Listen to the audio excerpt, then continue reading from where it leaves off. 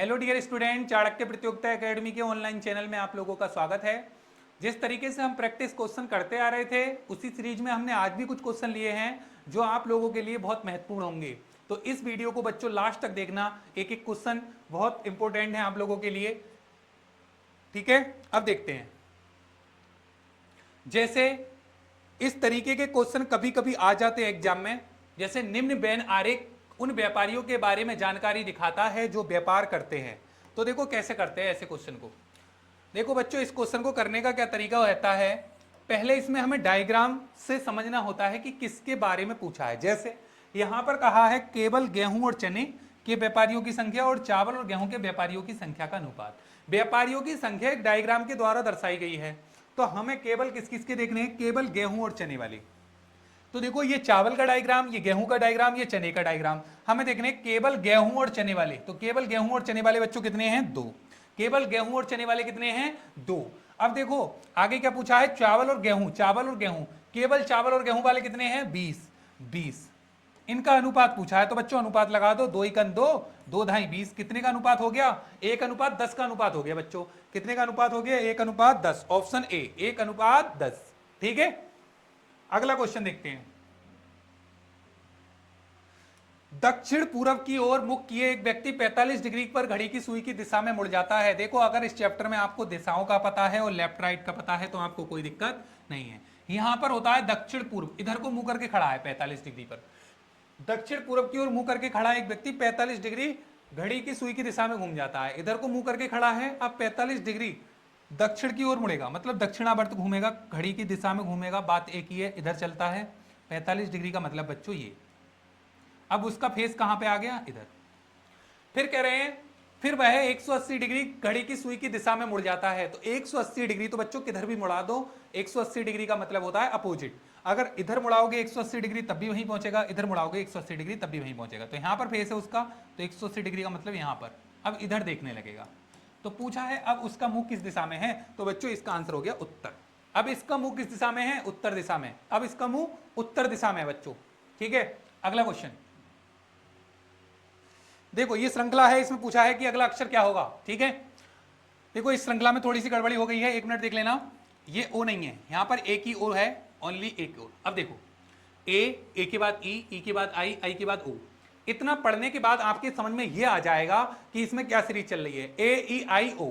इसका मतलब ये तो बॉबिल है बच्चों, ये तो क्या है, बॉबिल है। तो अगला बॉबिल आ जाएगा यू, अगला बॉबिल क्या आ जाएगा, यू। अब यहां पर देखो यू ओ, मतलब यहां पे बॉबिल घटते क्रम में है। यू से पीछे कौन आता है, ओ से पीछे कौन सा बॉबिल, आई से पीछे कौन सा बॉबिल, ई से पीछे कौन सा बॉबिल आएगा, ए। तो यू ए इसका आंसर हो गया बच्चों, यू ए। कौन सा आंसर हो गया, यू ए। समझ गए। अगला क्वेश्चन देखते हैं। अगला जो क्वेश्चन है वो है रैंकिंग से। जिस तरीके से इसमें कहा गया है कि एक कक्षा की लड़कियों की एक पंक्ति में एक लड़की दोनों छोर से 16वीं है, कक्षा में कितनी लड़कियां हैं। एक कक्षा की कोई पंक्ति है, उसमें एक लड़की दोनों तरफ से 16वीं है। तो जब भी हमें बच्चों टोटल निकालना है ना, तो हमें एक ही व्यक्ति की पोजीशन दोनों तरफ से पता होनी चाहिए, जो कि इसमें दी हुई है। देखो लेफ्ट से भी कितनी है बच्चों, वो 16, और राइट से भी कितनी है, एक लड़की दोनों छोर से 16 है, मतलब राइट से भी 16। तो टोटल निकालना है, तो टोटल बराबर left plus right minus 1। Total बराबर 16 प्लस 16 माइनस 1। 32 में से एक गया बच्चों, कितना, 31। टोटल कितना हो गया, 31। लाइन में कितने लोग होंगे, 31। लेफ्ट प्लस राइट माइनस 1 इसलिए कर देते हैं बच्चों क्योंकि इधर से भी लड़की 16 पे है और उधर से भी 16 पर है। अब बताओ 16, जब इधर से ये 16 है तो इसके इधर कितने लोग होंगे, 15। जब इधर से ये 16 है तो इसके इधर भी कितने होंगे, 15। तो 15 15 30 और एक खुद 31। अगर हम 16 और 16 जोड़ देंगे तो लड़की की गिनती 2 बार हो जाएगी और हमें एक व्यक्ति की गिनती कितनी बार करनी है, 1 बार, इसलिए -1 करना होता है। ठीक है, अगला क्वेश्चन ये कह रहे हैं नीचे दिए गए शब्द में अक्षरों के ऐसे कितने जोड़े हैं जिनके बीच उतने ही अक्षर हैं जितने की अंग्रेजी वर्णमाला में उनके बीच हैं। जैसे ये अक्षर है। अब इसके बाद देखो चेक करो, पी क्यू आर, इसका मतलब एक जोड़ा हमें मिल गया भाई। पी और आर के बीच अंग्रेजी वर्णमाला में कितने लेटर होते हैं। पी और आर के बीच अंग्रेजी वर्णमाला में एक ही लेटर होता है, और यहां पर भी एक ही लेटर है। जरूरी नहीं कि वो ही लेटर हो, लेकिन ये पूछा है कि अंग्रेजी वर्णमाला के ऐसे कितने अक्षर हैं जिनके बीच उतने ही अक्षर हैं जितने की अंग्रेजी वर्णमाला में होते हैं। तो देखो ए, पी और आर। अब देखो यहां पर और कौन रह गए, A B C, A B C. अब और चेक कर लो, R S T, C D E F G, L M N, E F G, C D E, और कोई नहीं चल रहा। तो आंसर कितना हो बच्चा, दो। दो दो ऐसे जोड़े हैं इसमें जिनके बीच उतने ही अक्षर हैं जितने अंग्रेजी वर्णमाला में होते हैं। जैसे पी क्यू आर, पी और आर के बीच कितने लोग होते हैं, एक, और यहां पर भी एक ही है। ए बी सी, ए और सी के बीच में कितने अक्षर होते हैं, एक, और यहां पर भी एक ही है। तो ऐसे कितने जोड़े हैं, दो। आंसर हो गया बच्चों इसका दो। अगला क्वेश्चन देखो, एंथ्रोलॉजी, ठीक है, मानव जाति, सिस्मोलॉजी, क्वेश्चन मार्क। तो देखो इसमें एंथ्रोनोलॉजी में होता है मानव जाति का अध्ययन, सिस्मोलॉजी में होता है बच्चों भूकंप का अध्ययन। सिस्मोलॉजी में किसका अध्ययन होता है, भूकंप का अध्ययन, और भूकंप नापने का जो यंत्र होता है उसको सिस्मोग्राफ, ठीक है।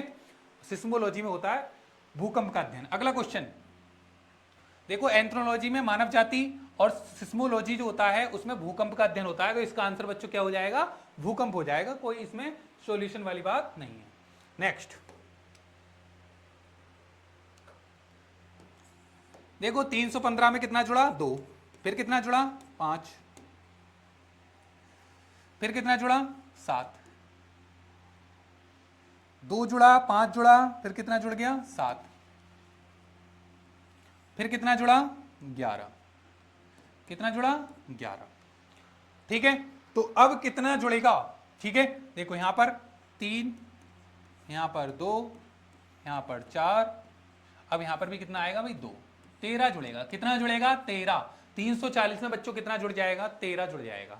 2 जुड़ा, 5 जुड़ा, 7 जुड़ा, 11 जुड़ा, अब कितना जुड़ेगा, 13। 340 में 13 जुड़ेगा तो बच्चों 353 इसका राइट आंसर हो जाएगा। 353 कितना आंसर हो जाएगा बच्चों, 353। बात समझ में आ गई, कितना आंसर, 353। अगला क्वेश्चन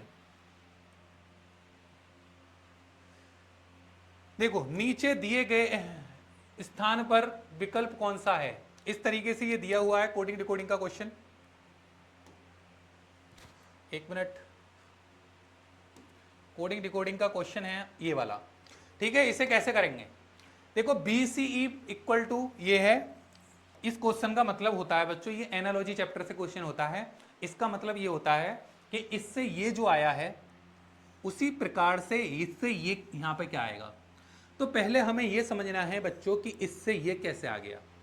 ये कैसे पता चलेगा, हमें इसके नंबर लिख के, यहां पर इसके नंबर लिख दो, ये 2, ये 3, ये 5, ये 2, ये 3 वाला, ये कितने वाला, 5 वाला, ये 11, ये 13, ये 15 वाला। अब देखो 2 दूनी 4, 3 दूनी 6, 5 दूनी 10, 2 2 से गुणा तो इधर भी 2 से कर दो गुणा, 11 दूनी 22, 13 दूनी 26, 15 दूनी 30, तो 22 26 30, ठीक है। 22 26 30 ऑप्शन में नहीं है, क्यू का नंबर गलत लिख दिया है। 17 दूनी 34, 17 दूनी 34, 22 17 34, इसका आंसर क्या हो गया, 22 26 34, 22 26 34। देखो 11 दूनी 22, 13 दूनी 26, 17 दूनी 34, क्योंकि वहां भी 2 से गुणा और इधर भी कितने से गुणा बच्चों, 2 से गुणा। तो इसका आंसर हो गया 22 26 34। अगला क्वेश्चन देखते हैं।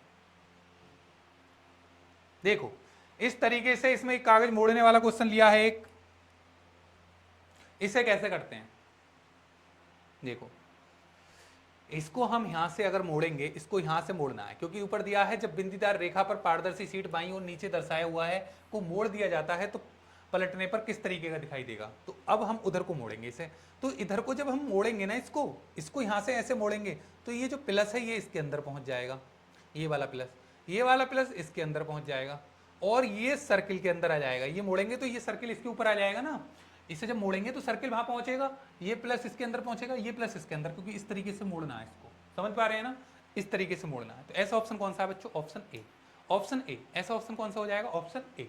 बात क्लियर। अगला क्वेश्चन, इसमें बताना है उस आकृति का चयन करें जो शेष से अलग है, जो शेष से क्या है, अलग। देखो इसमें कितने भाग पर है, ये 1/4 भाग पर, इसका मतलब पहले देख लें कौन सा, इसमें भी 1/4, लेकिन इसमें आधे में ये है, इधर भी ये इधर भी ये, इसके एक खाने में लाइनिंग है, इसमें भी एक खाने में लाइनिंग है, इसमें भी एक खाने में लाइनिंग है, वहां पर, लेकिन वहां पर कितने खानों में, 2 में। तो कौन सा अलग हो गया बच्चों, ऑप्शन डी, जो सबसे अलग है। ठीक है, तो इसमें छायांकित भाग जो है वो 25% पे है, लेकिन इसमें छायांकित भाग 50% पे है, तो ऑप्शन हो गया डी आपका। कौन सा राइट हो गया, ऑप्शन डी। ठीक है, ये हमारा लास्ट का क्वेश्चन था आज का बच्चों, ये हमारा लास्ट का क्वेश्चन था। समझ में आ गया होगा, सारे क्वेश्चन आए हुए थे, किसी ने सारे क्वेश्चन यूपीपी एग्जाम में आए हुए थे आप लोगों के लिए। ठीक है, अच्छे से आप लोगों को समझ में आ गए होंगे। आज के लिए बच्चों इतना ही रहने दे रहे हैं। अगर वीडियो अच्छी लगे तो लाइक करें, शेयर करें एंड कमेंट करें। Thank you.